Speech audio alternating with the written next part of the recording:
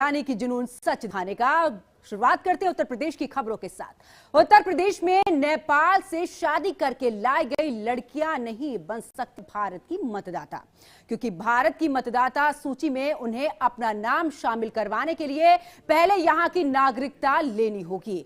बिना नागरिकता लिए भारत की वैध निवासी नहीं होंगी, यानी कि उन्हें वैध निवासी नहीं माना जाएगा। इसके बावजूद उन्हें जनप्रतिनिधि चुनने का अधिकार नहीं मिलेगा। भारतीय नागरिकता अधिनियम 1955 के तहत नागरिकता के लिए आवेदन करना होगा, जिसके लिए 7 साल तक भारत में लगातार निवास का प्रमाण पत्र, विवाह पंजीकरण लगाना अनिवार्य होगा।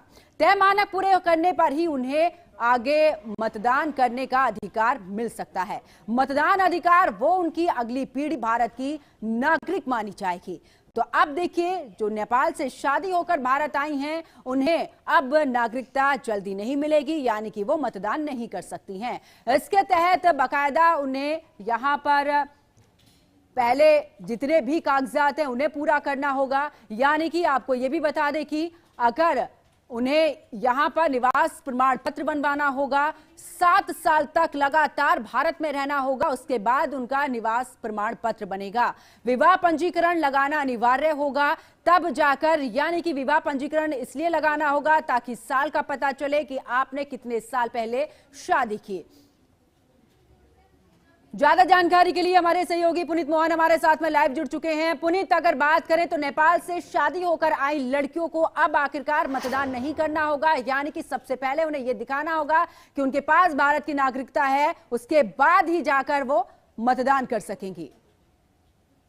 देखिए, जिस तरीके से भारत में अगर हम उत्तर प्रदेश की बात करते हैं तो उत्तर प्रदेश के जो तराई के जिले हैं, चाहे वो बलरामपुर हो, गोंडा हो, सिद्धार्थनगर हो, पीलीभीत हो या फिर लखीमपुर खीरी हो, यहाँ पर बहुत से ऐसे युवक हैं जिनकी नेपाली शादियां हुई हैं, यानी कि नेपाल की युवतियों से उनकी शादियां हुई हैं और ये शादियां काफी वर्ष पहले भी हुई हैं। हालांकि उनकी जो भारत में वो जो रह रही है वो स्थिति तो वैध है, लेकिन उनको अपना जनप्रतिनिधि चुनने का अधिकार नहीं मिलेगा, क्योंकि भारतीय नागरिकता अधिनियम 1955 के तहत उनको सबसे पहले भारतीय नागरिकता के लिए आवेदन करना होगा, जिसमें उनको 7 साल, कम से कम 7 साल भारत में रहने का अपना प्रमाण पत्र दिखाना होगा। इसके साथ विवाह पंजीकरण लगाना होगा, तब जाकर के वो जनप्रतिनिधि चुनने का अधिकार प्राप्त कर सकेंगी। जब ये सारे कागजात पूरे हो जाएंगे, उसके बाद वो चुनाव आयोग में एक एप्लीकेशन देंगे, चुनाव आयोग उस पर विचार करेगा, उसके बाद में ही उनको भारत की नागरिक माना जाएगा और उनको मतदान करने का अधिकार दिया जाएगा। देखिए, सबसे बड़ी बात है कि अगर वो ऐसा नहीं करते हैं तो जो उनकी आने वाली पीढ़ी है, आगे उनके बच्चे होंगे,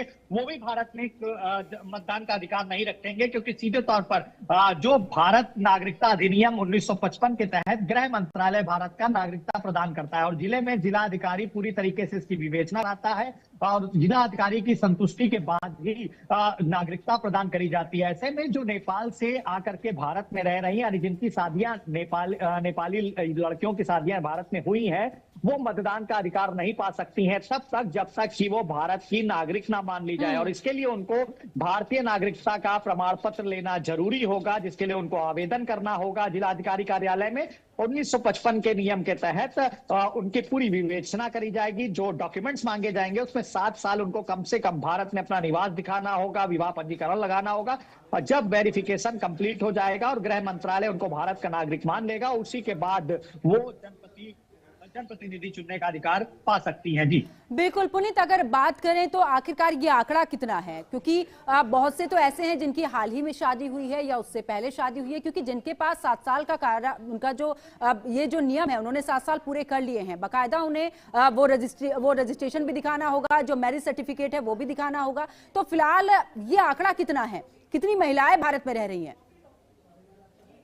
देखिए, इस बात को समझिए कि उत्तर प्रदेश की जो धरती है, इससे नेपाल का रोटी और बोटी का साथ है। ऐसे में नेपाल का व्यवसाय उत्तर प्रदेश से, और उत्तर प्रदेश में बहुत सी चीजें नेपाल से आती हैं। एक ऐसा इकलौता देश है जहां उत्तर प्रदेश के बॉर्डर से होकर के अमूमन आप चेकिंग कराते हुए जा सकते हैं, जहां किसी वीजा, पासपोर्ट इत्यादि की जरूरत नहीं पड़ती है। तमाम नेपाली लोग उत्तर प्रदेश में नौकरी करते हैं, पूरे भारत में नौकरी करते हैं। आपने देखा होगा हमारी इंडियन आर्मी में भी नेपाल के लोग हैं, और ऐसे में एक खास रिश्ता नेपाल के साथ में है। और जैसा कि मैंने आपको बताया कि चाहे गोंडा हो, बलरामपुर हो, सिद्धार्थनगर हो, पीलीभीत हो, बहराइच हो, जो तराई के क्षेत्र हैं जिनका नेपाल बॉर्डर से अटैचमेंट है, वहां पर नेपाली लड़कियों की बहुत सी शादियां हुई हैं, सैकड़ों की संख्या में ये शादियां हुई हैं। और कई युवतियां यहाँ पर रहती हैं, लेकिन उनको मतदान करने का अधिकार नहीं। देखिए, भारत में रह रही है, उनकी स्थिति वैध है, सरकार उसको वैध मानती है कि वो वैध तरीके से भारत में रह रही है, लेकिन जो मतदान करने का अधिकार है वो केवल भारतीय नागरिकों को है। ऐसे में उनको सबसे पहले नागरिकता प्राप्त करनी होगी, जिसके लिए जैसा कि मैंने आपको बताया कि उनको भारतीय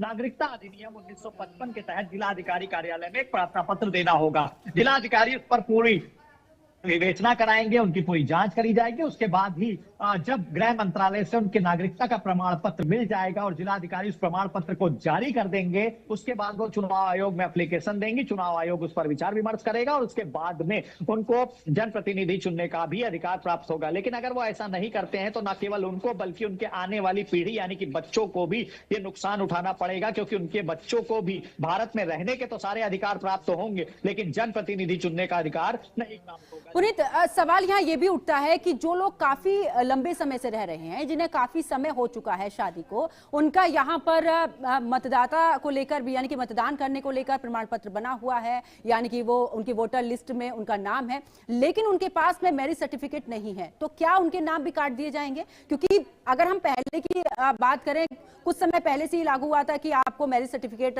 हर जगह लगाना होगा, तो क्या शादी से पहले ये अनिवार्य था कि जब नेपाल को शादी करनी है तो मैरिज सर्टिफिकेट बनवाना होगा, या फिर जिन्होंने नहीं बनवाया उन पर भी ये सेट बना हुआ है?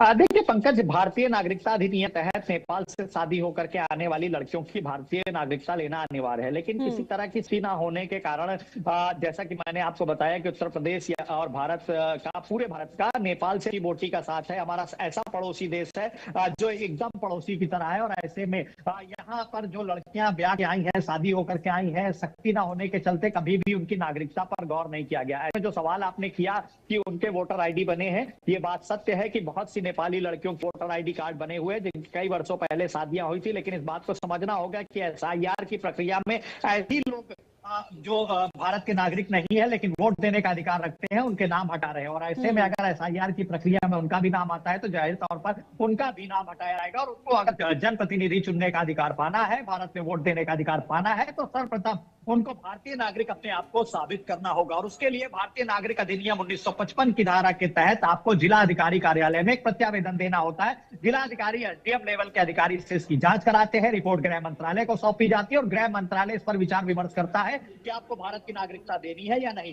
भारत की नागरिकता देने के बाद ही आपको यहाँ पर जनप्रतिनिधि चुनने का अधिकार प्राप्त होगा। बिल्कुल पुनीत, हमारे साथ बने रहिए, आगे भी आपसे अपडेट लेंगे।